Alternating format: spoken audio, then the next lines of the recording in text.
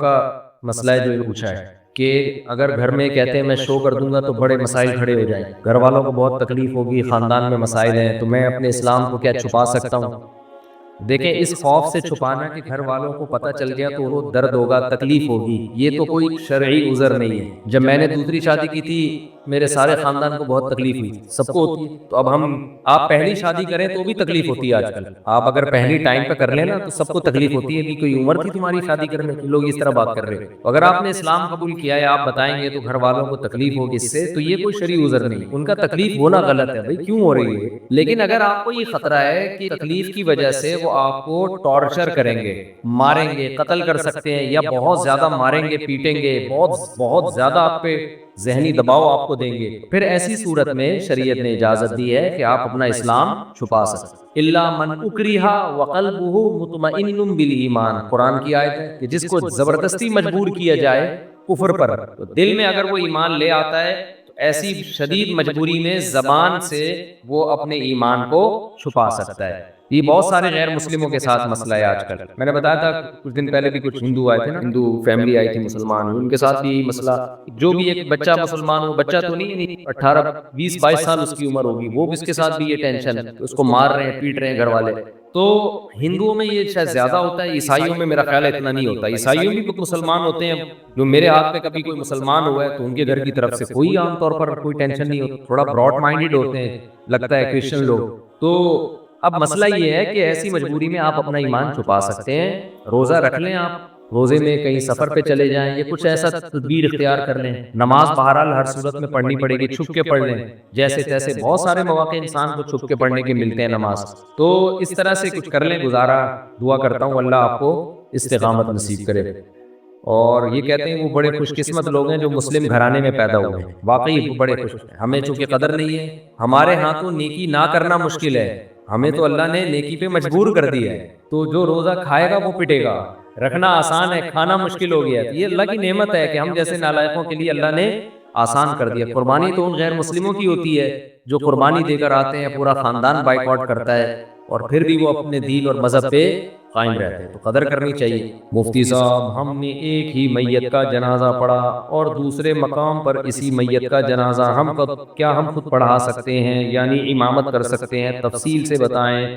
ایک شخص ایک ہی میت کا جنازہ کئی دفعہ پڑھ سکتا ہے، ایک شخص ایک میت کا جنازہ بھی ایک دفعہ پڑھے گا، اور میت کا جنازہ بھی ایک ہی دفعہ ہوگا، 2 دفعہ جائز نہیں ہے۔ جنازہ عبادت ہے، عبادتیں توقیفی ہوتی ہیں، توقیفی کا مطلب جیسے نبی سے منقول ہے ایسے ہی کرنا پڑے گا، ہمارے نبی سے کبھی کسی کے 2 دفعہ جنازہ منقول نہیں ہے، سمجھتے ہیں؟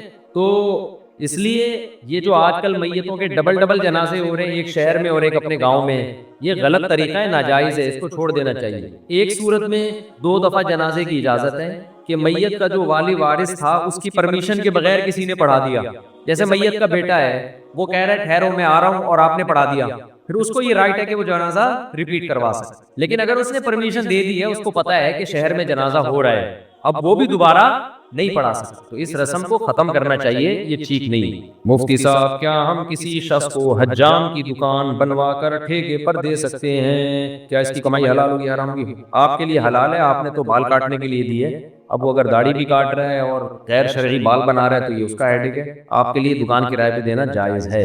مفتی صاحب میرے ایک دوست نے آپ کا بیان سن کر اپنی چاچا کی بیٹی سے چھپ کر نکاح کر لیا، میں نے بیان میں کبھی بھی چھپ کے نکاح کرنے کی ترغیب نہیں دی، چاچا کی بیٹی سے نکاح کر لیا، میرا بیان سن کے بہت اچھی بات ہے، چھپ کے کا لفظ میں نے نہیں کبھی بھی کہا، یہ اپنی طرف سے جس نے بھی کیا خود کیا۔ اچھا میرے بھائی، جب کہ ان کا رشتہ آپس میں، ایک تو رومن اس میں لکھتے ہیں نا، اردو کو تو اردو اسٹائل میں لکھا کرو یار، اردو رسم الخط کا بیڑا غرق ہو جائے گا۔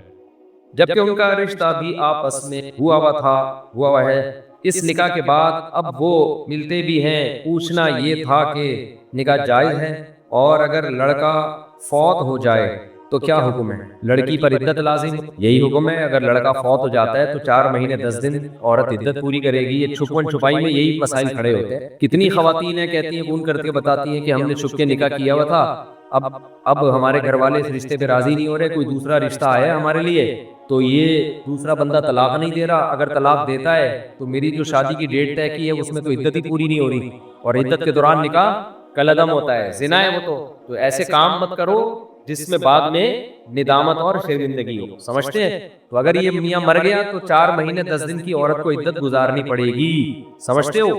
طلاق دے گا تو بھی عدت ہوگی، 3 مینسز عدت ہوگی، اس کے بعد کہیں نکاح کر سکتے۔ میرا مسئلہ گولڈ کا ہے، تقریباً 17-18 سال سے میرے پاس سونا پڑا ہوا ہے، تقریباً 3.5 تولہ، اس پر زکوٰۃ ہے یا نہیں؟ اگر 3.5 تولے سونے کے علاوہ 1 روپیہ بھی آپ کے پاس موجود تھا تو پھر سونے کا نصاب نہیں بنتا، پھر دونوں کو مرج کیا جاتا ہے، دونوں کی ویلیو، پھر 52.5 تولہ چاندی کا حساب ہوتا ہے۔ تو 3.5 تولہ سونا جو ہے یہ 52.5 تولہ چاندی کی ویلیو سے زیادہ ہوتا ہے، تو اس لیے اس پر زکوٰۃ ہوگی۔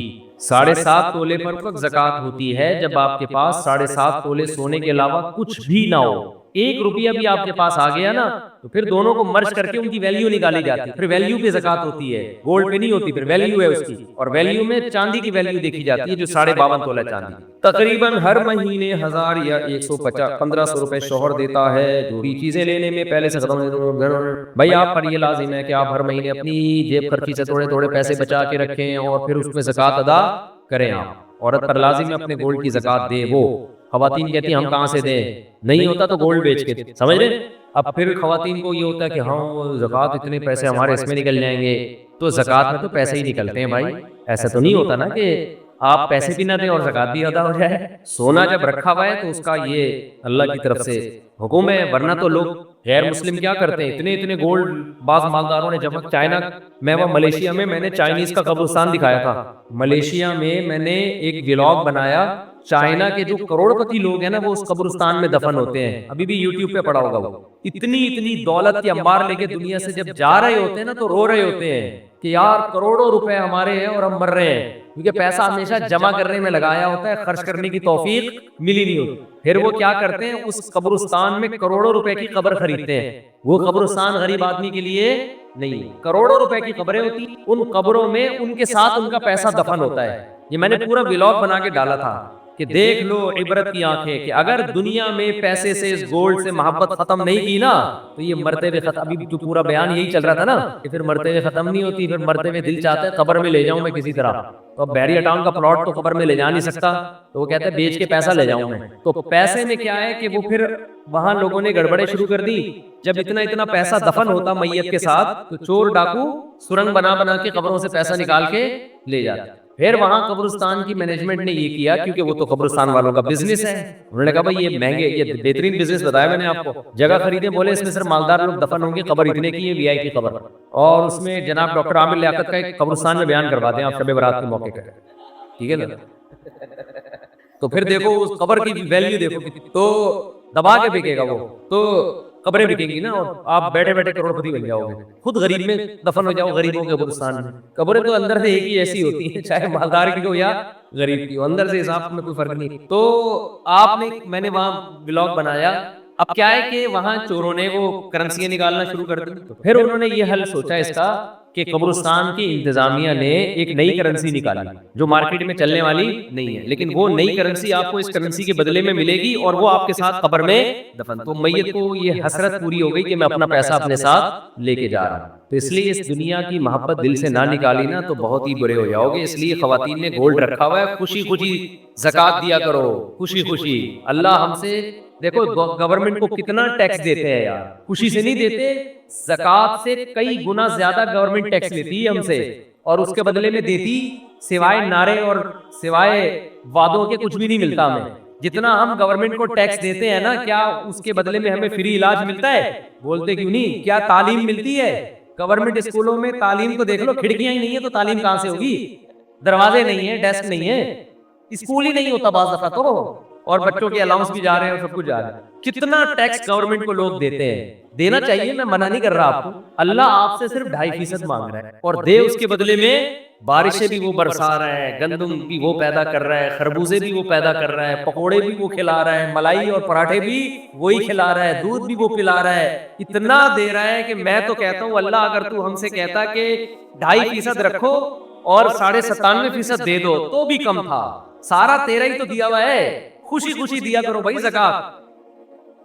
اور پھر بتایا کہ اس کائنات میں جزوی تباہیاں بھی آئی ہیں اور ایک ایسی تباہی آنے والی ہے جس سے پوری کائنات کا نظام تباہ و برباد ہو جائے گا۔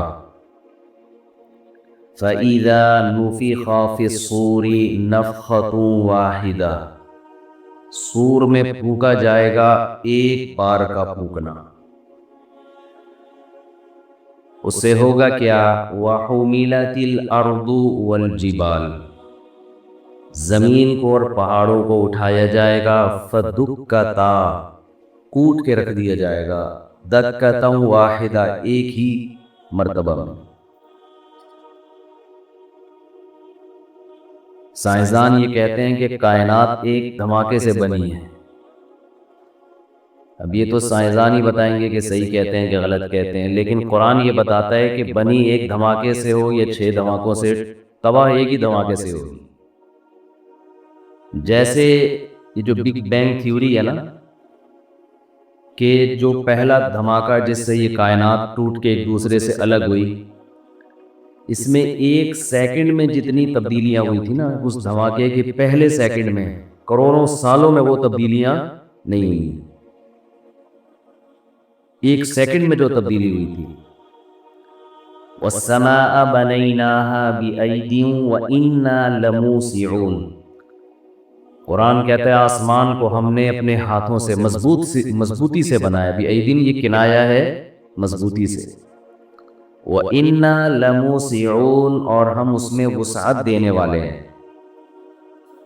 قرآن میں 2 آیتیں ایسی ہیں جو بالکل آج کی سائنسی تھیوری سے میچ کرتی ہیں، اگرچہ سائنس قرآن کا ٹاپک نہیں ہے۔ قرآن کی آیتوں کو خام خام کشید کے سائنس پہ لے کے جانا یہ ٹھیک عمل ہے نہیں، کیونکہ جو جس چیز کا موضوع ہوتا ہے نا اس کو وہیں رکھنا چاہیے۔ تھیوریز چینج ہوتی رہتی ہیں، آج کچھ ہے کل بدل جائے گی، لیکن 2 آیتیں ایسی ہیں جو آج جو اس کائنات کے بارے میں جو بہت ہی مشہور تھیوری ہے، ایسا لگتا ہے کہ بالکل اللہ نے اس کو بیان کیا ہے 1400 سال پہلے۔ ایک تو یہ کہ اولم ير الذين كفروا ان السماوات والارض كانتا رتقا ففتقناهما، کیا یہ کافر لوگ دیکھتے نہیں کہ یہ زمین اور آسمان بند تھے، ہم نے ان کو پھاڑ ڈالا۔ اب جو پرانے مفسرین ہیں وہ اس کا ترجمہ کرتے تھے بند تھے، یعنی ان میں پانی نہیں برستا تھا، بارش نہیں ہوتی تھی، ہم نے کھول دیا، فتح پھاڑ ڈالا، کھول دیا۔ لیکن اس تفسیر میں بھی تھوڑا سا تکلف ہے کہ بند کا مطلب یہ تو نہیں کہا کہ پانی بند تھا، لیکن اس سے اتنا اشارہ بہرحال ملتا ہے کہ کائنات آسمان زمین ملے ہوئے تھے۔ تو اگر یہ تھیوری درست ہے، بگ بینگ تھیوری واقعی درست ہے، تو پھر قرآن کی آیت اس کی بہت بڑی دلیل بن سکتی ہے کہ ہم نے اس کو کھول دیا۔ وَجَعَلْنَا مِنَ الْمَاءِ كُلَّ شَيْءٍ حَيٍّ، اور پانی سے ہر زندہ چیز کو پیدا کیا ہم نے، یعنی کائنات تو پھٹ گئی ایک دھماکے کے ساتھ یا بغیر دھماکے کے، وہ تو پھیل گئی، لیکن حیات ہم نے کس میں رکھی؟ پانی۔ تبھی کہتے ہیں جہاں پانی ہے وہاں زندگی ہے۔ ہم نے پانی سے پیدا کیا، ہر زندہ چیز میں پانی کا عمل دخل ہے۔ تبھی سائنسدانوں کو زمین کے علاوہ کہیں اور حیات نظر نہیں آ رہی، کیونکہ پانی مارکیٹ سے شارٹ، ٹھیک ہے۔ اور قرآن کہتا ہے وَكَانَ عَرْشُهُ عَلَى الْمَاءِ، پہلے اللہ کا عرش پانی پر تھا۔ یہ تو متشابہات میں سے، اس کی حقیقت تو اللہ ہی جانے، لیکن اتنا معلوم ہوتا ہے پہلے پانی بہت تھا، جتنا ابھی ہے نا اس سے بھی زیادہ تھا۔ وہ پانی سمٹ کے کم ہوا ہے، باقی کہاں شارٹ ہو گیا اللہ ہی جانے۔ تو پہلے پانی ہی پانی تھا، اللہ نے زمین کو بنایا پانی، اور پانی میں اللہ نے حیات پیدا کی، اور پانی میں اتنی اسپیڈ سے حیات پیدا ہوتی ہے کہ آپ کہیں پانی کھڑا ہو فوراً وہاں جرمز پیدا ہونا شروع۔ اب ملحد جو ایتھیسٹ لوگ ہیں وہ تو کہتے ہیں دیکھو جیسے اس میں خود بخود جرمز پیدا ہو سکتے ہیں تو انسان بھی خود بخود پیدا ہو سکتا ہے۔ تو بے وقوفوں، تم جو دعویٰ کرتے ہو کم بختو، وہی دعوے کو دلیل کے طور پہ پیش کرتے ہو۔ یہ دنیا میں سب سے بڑا بے وقوف وہ ہے کہ جو دعویٰ کرے دلیل میں اسی دعوے کو پیش کر دے۔ میں نے دعویٰ کیا اس آدمی نے میرے 1 لاکھ روپے کھائے ہیں، عدالت کہے گی دلیل پیش کرو، میں کہوں گا جیسے کہ اس آدمی نے میرے 50,000 روپے کھائے ہیں۔ تو جیسے بغیر دلیل کے آپ اس بات کو مان رہے ہو کہ اس نے 50,000 روپے کھائے ہیں، تو آپ بغیر دلیل کے اس کو بھی مان لو کہ اس نے 1 لاکھ روپے، تو عدالت کہے گی ہم کب مان رہے ہیں کہ اس نے، یہ بھی تو محتاج دلیل ہے نا۔ اور اس سے بڑی بے وقوفی یہ کہ میں یہ کہوں اس نے میرے 1 لاکھ روپے کھائے ہیں، آپ کہیں دلیل کیا ہے، میں کہوں چونکہ اس نے 1 لاکھ روپے کھائے ہیں. یہ کھائے ہیں, یہ واقعہ سچا ہے, سچا واقعہ دلیل ہوتی ہے اس کی کہ جس کا دعویٰ کیا جا رہا ہے وہ درست ہے. تو اگر یہی تو سوال ہے, ہم کہتے ہیں ایک جرثومہ جو پانی میں پیدا ہوتا ہے اس کی ساخت اتنی پیچیدہ ہوتی ہے, اتنی پیچیدہ. آپ کیا سمجھتے ہو جانور چھوٹا ہوتا ہے تو سادہ ہو جاتا ہے؟ وہ دیکھو بڑے بڑے جسم بنانا, ان میں مشینری کو فٹ کرنا یہ آسان سمجھا جاتا ہے. چھوٹی جب یہ ہم جب سائنس پڑھتے تھے ایک عجیب سی وہ ایک اصطلاح استعمال ہوتی تھی یار, پتہ نہیں ایک چیز ایجاد ہونے سے سائنسدانوں کا بڑا مسئلہ حل ہو گیا. چھوٹی سی ایٹم نہیں یار, ابے بیکٹیریا سائنسدان کو ایجاد کریں گے, وہ بھول کے ذہن سے نکل گیا. اس کی وجہ سے نا چیزوں کا حجم چھوٹا ہو گیا ہے. یعنی پہلے بڑے بڑے بلب ہوا کرتے تھے, بڑے بڑے کالو کے لیٹر, کیلکولیٹر کو میں پیار سے کالو کے لیٹر بولتا ہوں, کالو کے لیٹر بڑے بڑے ہوتے تھے, ریڈیو بڑے بڑے. تو ایک چیز ایجاد ہوئی تھی جس سے یہ ساری چیزیں, وہ لفظ ذہن سے نکل گیا. نہیں مائکروسکوپ نہیں, وہ تو خودبین ہے نہیں. چلے خیر, تو وہ ترقی ہے کہ اتنی چھوٹی سی چیز میں سب کچھ ڈال دیا.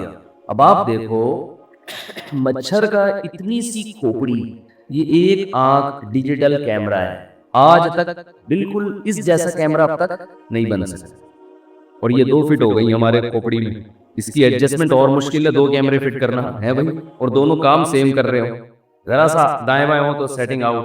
ڈیجیٹل کیمرہ اتنا چھوٹا بنانا کہ ایک مچھر کے سر میں 100 کیمرے فٹ ہو جائیں. مچھر کے سر میں 100, اور بعض کہتے ہیں 400, واللہ اعلم, کم سے کم 100 کی رپورٹ ہے. مچھر کے سر میں 100 آنکھیں ہوتی ہیں, 100 آنکھیں. اور خون پینے کا سسٹم اس کا اتنا پیچیدہ ہے, بڑے تمیز سے اس کو خون پینا سکھایا گیا ہے. جو لوگ بھی دنیا میں خون پیتے ہیں نا تمیز سے ہی پیتے ہیں, پتہ نہیں چلتا آپ خون پی جاتے ہیں. وہ پہلے ٹیکا لگائے گا آپ کے مچھر, اس ٹیکے سے کیا ہوگا, بلڈ نکلنا شروع, بلکہ پہلے سن کرنے کا ٹیکا لگائے گا تاکہ آپ کو احساس نہ ہو, ورنہ تو وہ جیسے ہی سرنج داخل کرے گا آپ تو چیخ مارو گے. وہ ایک ٹیکا لگائے گا سن کرنے کے لیے. یہ ارتقاء کا ایوولوشن کا نتیجہ نہیں ہے, اس کی سونیں کہاں سے نکل گئیں. پھر ایک ٹیکا پہلے سن کرنے کے لیے لگائے گا, پھر دوسرا ٹیکا لگائے گا سوراخ کرے گا, تمیز سے کپا ہو جائے گا پھول کے. یہ جو آپ کو خارش ہو رہی ہوتی ہے نا, یہ خون نکالنے کی وجہ سے نہیں ہوتی, یہ اس نے جو کیمیکل چھوڑا ہوتا ہے نا سن کرنے والا, وہ بعد میں خارش کرتا ہے آپ کے. اور مچھر کی مادہ خون پیتی ہے. سوچو جب آپ کا اتنا خون پی رہی ہے تو مچھر کا کتنا پیتی ہوگی, اپنے ہسبینڈ کا, اپنے شوہر کا کتنا پیتی ہوگی. تو اتنی چھوٹی سی کھوپڑی میں 100 آنکھیں, یہ کس نے بنائی ہیں؟ اللہ نے بنائی. تبھی تو قرآن جگہ جگہ سوال کرتا ہے کہ ان سے پوچھو کون ہے جس نے آسمانوں کو بنایا.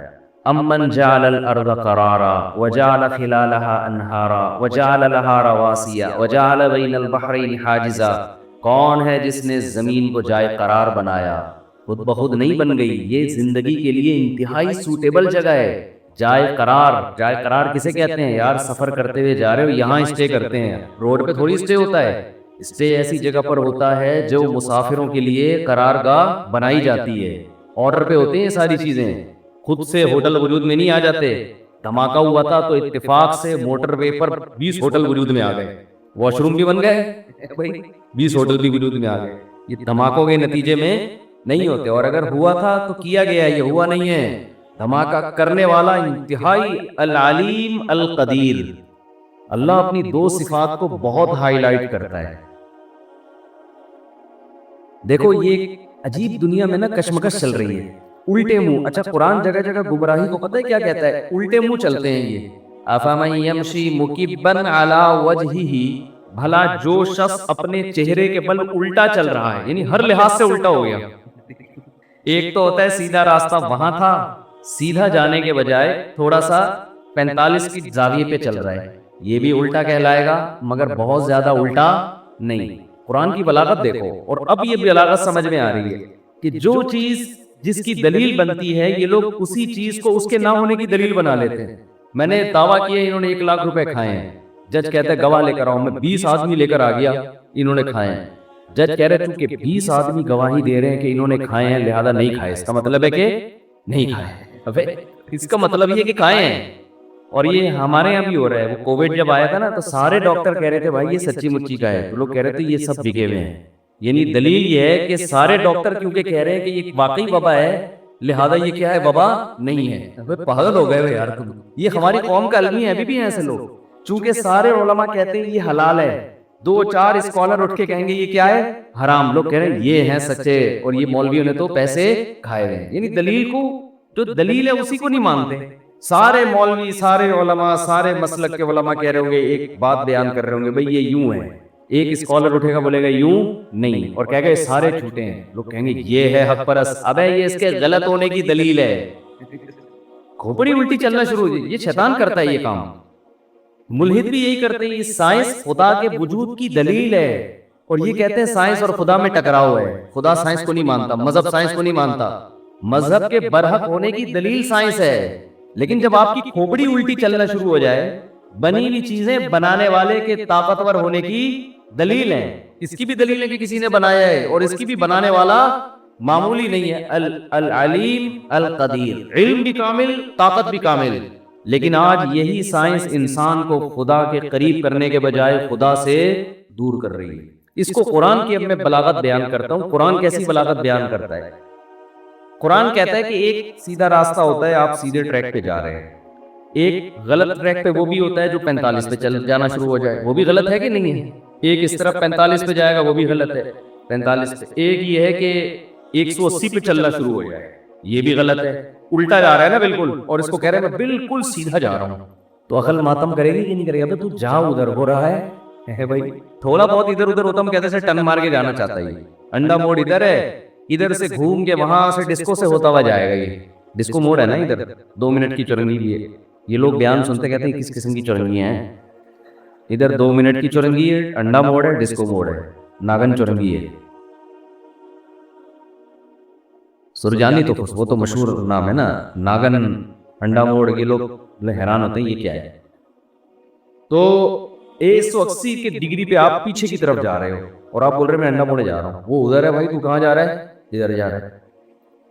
اور قرآن کہہ رہا ہے چلتا آدمی پاؤں سے ہے نا، سر اوپر ادھر ٹانگے نیچے، یہ چل بھی سر کے بل رہا ہے، یعنی ہر لحاظ سے الٹا ہے، سر کے بل چلتے چلتے جا رہا ہے، اور جا بھی کہاں کو رہا ہے؟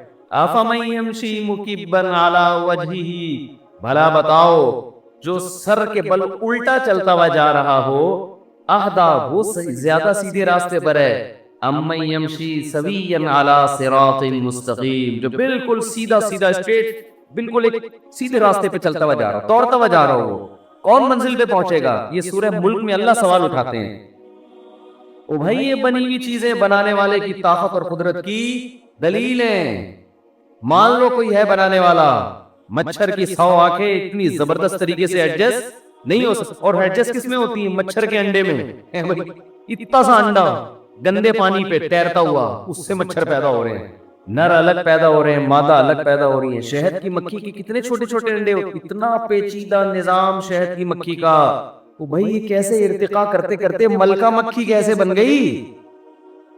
دیکھو یہ نا اتنے اس قدر الہاد پھیلایا جا رہا ہے نا یوٹیوب پہ، میں سنتا ہوں ایتھیس لوگوں کی تقریریں، بڑی سائنسی حوالے دیتے ہیں، حوالہ دے رہے ہیں کہ دیکھو فلاں جانور موو کر کے فلاں علاقے میں گئے تو اپنے آپ کو فلاں علاقے کے لحاظ سے ایڈجسٹ کیا، یہی ایوولوشن ہے، یہی ارتقاء ہے، ایوالو کر لیا انہوں نے۔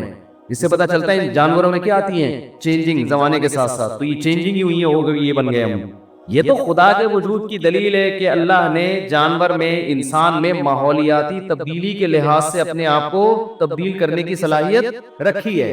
کیا اتنی صلاحیت رکھی ہے بھائی کہ آٹومیٹیکلی پوری شہد کی مکھیوں کا ایک گروپ وجود میں آ گیا، ملکہ مکھی، جبکہ اس میں عقل بھی نہیں ہے۔ ملکہ مکھی الگ، مزدور مکھی الگ، نر مکھیاں الگ، مادہ مکھیاں الگ، نر مکھیوں کی تعداد بڑھے گی تو ان کو قتل کرنے کے لیے مزدور الگ ہیں۔ اتنی یہ شہد کی مکھی میں کہاں سے آ گئی یہ ساری چیزیں؟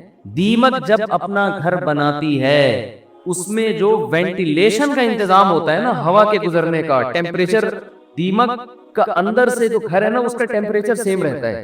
ایسی کلاکاریاں دکھاتی ہے کہ انجینئر بھی حیران ہو جاتے ہیں۔ چاروں طرف سے بند ہوتا ہے نا اس کا جو غار بناتی ہے، لیکن وہ بند میں ہوا آکسیجن گزر رہی ہوتی ہے، ٹیمپریچر مینٹین رہتا ہے اس کا، ایسے خاندانی سٹائل سے بناتی ہے، ہر چیز اپنا کام کر رہی ہے۔ جو کیچوے ہوتے، چائنا میں ایک تتلی تھی، یا تتلی یا کوئی کیڑا تھا، چائنا والوں نے کہا کہ یہ ہماری خوراک جو کھیتوں میں پھل تیار ہوتے ہیں نا، ان کا 5-10% تو یہی کھا جاتا ہے، اس کو مار کے ختم کر دو۔ انہوں نے کوئی اسپرے کیا، وہ ساری تتلیاں تھیں، یہ کیڑے تھے، وہ سب ختم۔ اگلی دفعہ پیداوار بہت ہی خطرناک حد تک گر گئی۔ وہ حیران ہوئے کہ اب پیداوار تو بڑھنی چاہیے، کیڑا تو 10% کھا جاتا تھا، ہے بھائی یہ تو اور زیادہ۔ تحقیق سے پتہ چلا کہ یہ کھاتا 10% ہے، لیکن جو جراثیم، جو کیڑے پیداوار کو نقصان پہنچانے والے تھے، ان کو 90% کھاتا ہے یہ۔ یعنی آپ کی پیداوار میں 10% کھائے گا، اور جو باقی پیداوار کھانے والے جیسے ایسے ہی جیسے محلے کا بدماش ہے۔ بھائی اب کیا ہے، اب ہم آزمائش میں اچھے بنو یا برے بنو۔ اب اس اچھے بننے میں اللہ نے ہمیں بتا دیا، اللہ کی نظر میں بے نمازی اچھا ہے یا نمازی؟ جو نماز نہیں پڑھتا، ہمارے لبرل لوگوں کی نظر میں تو اگر وہ اخلاق اس کے اچھی طرح سے بات کرتا ہے، ٹیکس ٹائم پہ دے رہا ہے، وہ ٹریفک کے قوانین کو فالو کرتا ہے، اور آج کل جو دھرنے ہو رہے ہیں ان میں شریک، آج کل جو حکومت کی نظر میں جو دھرنوں میں وہ اچھا بالکل بھی نہیں ہے، اور جب اپوزیشن کے دھرنے ہوں تو پھر یہ والے کہتے ہیں کہ وہ اچھا نہیں ہے۔ تو ہمارے ہاں اچھے برے کا ہمارے حساب سے معیار، اللہ کے ہاں اچھے اور برے کا معیار یہ ہے، جو میری مانتا ہے وہ اچھا ہے، جو میری نہیں مانتا وہ بالکل بھی اچھا نہیں۔ اچھا آج کل نا ایک اور بڑی مسئلہ بن چکا ہے، میڈیا پہ جنت کو نا لبرل لوگ ایک مذاق بنا کے پیش کر رہے ہیں۔ ابھی ایک کلپ میرے سامنے آیا، ایک مولانا صاحب بیٹھے ہوئے کسی لبرل سی خاتون کے ساتھ، وہ مولانا صاحب سے کہہ رہی ہے کہ آپ لوگ کہتے ہیں جنت میں مرد کو 72 حوریں ملیں گی اور یہ ہوگا اور اتنے آدمیوں کے برابر، یہ تو عیاشی ہے، یہ تو عیاشی ہے۔ اور مولانا صاحب ڈیفائن کر رہے ہیں کہ وہ کہہ رہی ہے ہمیں کیا ملے گا، وہ بتا رہے ہیں کہ آپ جنت میں اگر جائیں گی تو حوروں کی سردار ہوں گی، اور پھر میمز بنی ہوئی ہیں اس پہ لوگ مذاق اڑا رہے ہیں۔ مولانا صاحب اگر میری بات ان تک پہنچ جاتی ہے نا، میں ان سے کہتا کہ آپ کو ان کے سامنے بیٹھنے کی ضرورت کیا ہے؟ میں سمجھا پا رہا ہوں آپ کیوں مذاق اڑوا رہے ہیں؟ ہر آدمی اس قابل نہیں ہوتا کہ علماء اس کے پاس بیٹھ کر اپنی علمیت کا جنازہ نکلوائیں، اپنے آپ کا مذاق اڑوائیں۔ کیا ضرورت ہے آپ ایک بال کھلے ہوئے ایک عورت کے اور لبرل انٹی ہے اور اس کے ساتھ بیٹھ کے آپ بولو بھائی محترمہ آپ کو اگر جنت سمجھ میں نہیں آتی تو آپ جاؤ جہنم میں، ہمیں کوئی شوق؟ ان کو دلائل نہیں دینے چاہیے، اس سے تو آپ اور مذاق اڑوا رہے ہیں۔ بات اس سے کی جاتی ہے جو بات سمجھنا چاہتا ہو، جو بات سمجھنا چاہتا ہو۔ ہر معترض کے اعتراض کا جواب نہیں۔ ہمیں کتنی دفعہ ٹی وی میں بلایا گیا فلاں کے سامنے بیٹھنا ہے، میں نے کہا میں بیٹھوں گا ہی نہیں فلاں کے سامنے، میں اپنی بے عزتی کے لیے بیٹھوں فلاں کے سامنے؟ آپ کہہ سکتے ہو اس کا مطلب آپ کے پاس دلائل نہیں ہے، تبھی آپ کو بے عزت۔ دلائل ہیں، سامنے والا اس میں نہ سمجھنے کی صلاحیت ہے، نہ وہ سمجھنے کے لیے بیٹھا ہے، وہ بیٹھا ہی مذاق اڑانے کے لیے۔ جنت جیسی حسین چیز کا جس کو اللہ اتنی ہائی لائٹ کر رہا ہے، اتنا پروٹوکول دے رہا ہے، آپ اس کو مذاق بنا رہے ہو، یہ تو خدا کے غضب کو دعوت دینے والی بات ہے۔ ایسے لوگوں کو تو اللہ لازمی جہنم میں ڈالے گا کہ تم تو نہ صرف یہ کہ انکار کرتے تھے، تم تو اس جنت کا مذاق اڑایا کرتے تھے، آج تم کیسے مجھ سے یہ جنت مانگتے ہو؟ تو یہ جو بعض مولانا ٹائپ کے لوگ اس طرح لبرل انٹیوں کے سامنے بیٹھ کے ڈیبیٹ شروع کر دیتے ہیں، یہ بالکل غلط طریقہ ہے۔ کوئی علمی بحث ہو، کوئی اس میں کوئی ٹاک شاک ہو تو ٹھیک ہے، لیکن اس طرح سے جا کے مذاق اڑوانا۔ اب انہوں نے جب یہ کہا کہ آپ ان جنتی عورتوں کی سردار ہوں گی تو لوگ ہنس رہے ہیں اس میں۔ پہلی بات یہ کیوں سردار ہوگی؟ اس میں کیا سرخاب کے پر لگے ہوئے ہیں؟ اس میں کیا ہے یہ کیوں سردار ہوگی جنت؟ خیر انہوں نے تو یہ کہا تھا اگر یہ جنت میں چلی جائے۔ یہ بہت زیادہ اعتراض کیا جاتا ہے کہ جنت میں عیاشی ہے، 72 حوریں مردوں کو ملیں گی، یہ تو عیاشی ہے، شراب اور یہ۔ تو بھائی ہم کب کہہ رہے ہیں کہ عیاشی نہیں ہے؟ جنت تو چیز ہی کیا ہے؟ عیاشی کی تو جگہ ہے وہ، اس میں کون سی ایسی کنفیوژن کی بات ہے؟ یہ تو جنت کا حسن ہے کہ عیش و عشرت کی جگہ ہے۔ اور یہ جو اعتراض فضول قسم کا کہ عورتوں کو کیا ملے گا جب مردوں کو حوریں مل رہی ہیں، کوئی جنت جو عورت شریف ہوتی ہے وہ ایک سے زیادہ مرد کی متلاشی بولو وہ ہوتی نہیں ہے۔ آپ کو یہ کہنا چاہیے کہ محترمہ آپ کو اگر ایک ٹائم پہ 2 مردوں کا شوق ہے تو ایسی گھٹیا عورتیں جنت میں جائیں گی، ان میں شریف عورتیں جائیں گی۔ شریف عورت کی کبھی خواہش نہیں ہوتی کہ میرے ایک سے زیادہ میاں ہوں۔ عورت بائی نیچر ایک مرد چاہتی ہے، بائی نیچر۔ نیچر ہی بگڑ جائے تو ایک نیچر بگڑ جائے تو پھر عورت کو عورت کی چاہیے نا، پھر تو وسیم کو ستار کو چبکتگین کو عبدالشکور کو، یہ تو انگریزوں میں ہو رہا ہے نا۔ ارے انگریزوں میں جب بچہ بالغ ہوتا ہے تو پھر پوچھتے ہیں بیٹا میل چاہیے کہ فیمیل، بہو کس کو بنا کے لاؤں، فیمیل کو بہو بناؤں یا میل کو؟ جب فطرت مست ہو جائے تو پھر تو اب آپ کہو کہ ایک آدمی کو شوق ہی میلز کا ہے، اب وہ کہہ رہے جنت میں جنتیوں کو حوریں ملیں گی، مجھے تو شوق ہی میل کا ہے، مجھے کیا ملے گا؟ تو پہلے یہ تو ثابت کر تجھے جنت کی ملے گی کہ نہیں ملے گی؟ بھائی ایسے لوگوں کو جنت ملے گی نہیں جو فیمیل کے بجائے کس کا شوق رکھتے ہو. یہ تو لوط علیہ السلام کی قوم والے لوگ ہیں، ان کو تو اللہ نے آسمان پہ اٹھا کے الٹا دے کے پٹک کے ہلاک، ان پر تو غضب ہو